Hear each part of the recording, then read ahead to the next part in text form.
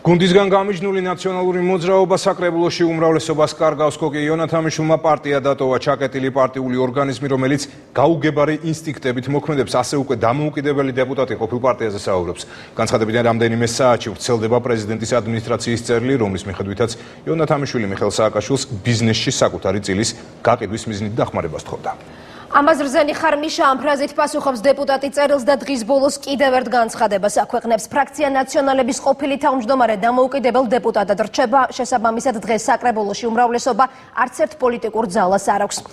მოქალაქეთა კავშირი, ასევე არასამთავრობო ორგანიზაცია, ახალი თაობა, ახალი ინიციატივა იონათამიშვილის წარსული და რეაქციები, რომლებიც დღეს მის გადაწყვეტილებას მოჰყვა. გვანცა პაპავაძე განაგრძობს პირდაპირ ეთერში საუბარს. გვანცა სანამ რეპორტაჟს ვნახავთ, მანამდე საინტერესოა, რა წერია დღის ბოლოს გამოქვეყნებულ წერილში, რომლითაც იონათამიშვილი პრეზიდენტის ადმინისტრაციას პასუხობს. პრეზიდენტის ადმინისტრაციის მიერ გამოქვეყნებული წერილისგან განსხვავებით კოკი იონათამიშვილის მიერ დაახლოებით 2 საათის წინ გავრცელებულ განცხადებაში რიტორიკა არის უკვე შეცვლილი. კოკი იონათამიშვილის განცხადებით მან მართლაც მიწერა პრეზიდენტს წერილი, თუმცა არა იმ შინაარსით, როგორითაც გამოაქვეყნეს. ის ასევე ადასტურებს ინფორმაციას, რომ მისი ფინანსური მდგომარეობის შესახებ იცოდნენ მაღალ ჩინოსნებმა. კოკი იონათამიშვილის განცხადებით მას არ სურს ჯერჯერობით გაამხილოს თუ რა ეწერა მის მიერ მიწერილ წერილში, თუმცა სურს ისაუბროს, განმარტოს ის მიზეზები, რომლებიც მის მიერ დაწყებულ კამპანიას უდევს საფუძვლად, კამპანიას, რომლის სახელი იონათამიშვილის განცხადებით შიშია. როგორც იცით, კოკი იონათამიშვილი რიგით მეორეა, ვინც ფრაქცია ნაციონალური მოძრაობის თავმჯდომარის პოსტი დაატოვა. დღეს საკრებულოში უკვე საუბრობენ, რომ ახალი უმრავლესობის ფორმირება მოხდება. თავმჯდომარის დატოვების რა მიზეზებზე საუბრობენ დეპუტატები და როგორ აპირებენ საკრებულოში მუშაობის გაგრძელებას, ნახეთ ჩვენი რეპორტაჟი. ძალიან მაგარი და გამორჩეული პრეზიდენტი გვყევხართ და ხალხი ამას ხვალდაზე კიდევ უფრო მეტი სიმძაფრით შეიგრძნობს, ვიდრე ოდესმე. წერილში, რომელიც პრეზიდენტის ადმინისტრაციამ კოკი იონათამიშვილის მიერ ფრაქციის დატოვებიდან რამდენიმე საათში გამოაქვეყნა, დეპუტატი პრეზიდენტს ბიზნესში წილის გასაყიდად შუამდგომლობას თხოვს.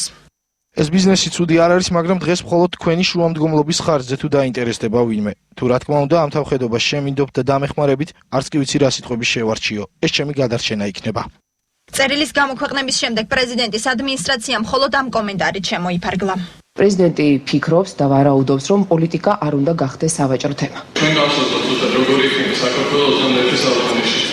ნაციონალური მოძრაობის ყოფილი აქტიური წევრი თანაგუნდელების იდეების მოზიარე მოქალაქეთა კავშირიდან იყო. იუნისონში მუშაობენ მასზე, რომ ნაციონალური მოძრაობის ამ შემთხვევაში კონკრეტული ამოცანაა, რომ თბილისში უმრავლესობა აღარ კონდეს ნაციონალური მოძრაობის ფრაქციას. ეს განცხადება კი ფრაქციის ყოფილმა თავმჯდომარემ სულ ცოტა ხნის წინ გააკეთა, თუმცა აღმოჩნდა, რომ გუნდ საკრებულოში უმრავლესობა თავად დააკარგვინა. ამიერიდან ხმაურიან სხდომებზე გადაწყვეტილებას ნაციონალური მოძრაობა ვეღარ მიიღებს. ფრაქციაში ახლა 23 დეპუტატი დარჩა. კვორუმი გადაწყვეტილების მისაღებად კი 24-ია. ფრაქციის ყოფილმა თავმჯდომარემ თანამდებობის დატოვების შესახებ განცხადება Facebook-ის საკუთარ გვერდზე გააკეთა. მოგვიანებით კი მეცხრე არხთან საუბრისას გადაწყვეტილების მიზეზი განმარტა. მისი თქმით, ნაციონალური მოძრაობა ქვეყნის წინაშე მდგარ გამოწვევებს ვეღარ უკლავდება. ჩემდა სამწუხაროდ ნაციონალური მოძრაობა აბსოლუტურად ვერ გაერკვა ოპოზიციაში რა მიმართულებები და რა პრიორიტეტები უნდა ყოფილიყო, ვერ მოახდინა ტრანსფორმირება, გადახალისება, ახალი სახეების მოძებნა და აქედან გამომდინარე მე აღარ ვთვლი, რომ ეს არის საშუალება იმის, რომ პირადად მე ყოველ შემთხვევაში ამ პოლიტიკური ინსტრუმენტით თუ პლატფორმით მონაწილეობა მივიღო ქვეყნის აღშენებლობის საქმეში. მორალთან მწყრალი და არასწორი საქციელი, ასე შეაფასა თბილისის მერმა ყოფილი თანაგუნდელის მიერ მიღებული გადაწყვეტილება. მე და კოკის განსხვავებული შეხედულებები ჰქონდა და გვაქვს. მე მასთან ჰქონდა საუბარი რამდენიმე დღის წინ.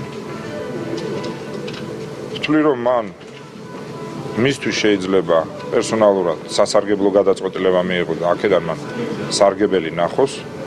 ასევე ვთვლი, რომ ასეთ ვითარებაში ეს აქციელი თუნდაც მეგობრული, თუნდაც კოლეგიალური კუთხით არასწორი და რბილად რო ვთქვათ, მორალთან მწყრალია. იონათამიშვილის გადაწყვეტილების გასაჯაროებიდან ცოტა ხანში საუბარი ახალი უმრავლესობის ფორმირებასთან დაკავშირებითაც დაიწყო. თუმცა ოპოზიციური ფრაქციების წარმომადგენლების განცხადებით ჯერ ამ უკანასკნელს მსჯელობა ნაადრევია. ვინაიდან კონსულტაციები თავდაპირველად ინტერფრაქციულ დონეზე უნდა გაიმართოს. არ არის გამორიცხული უახლოეს სხდომაზე სპიკერატის შემადგენლობის გადახედვის საკითხიც დადგეს.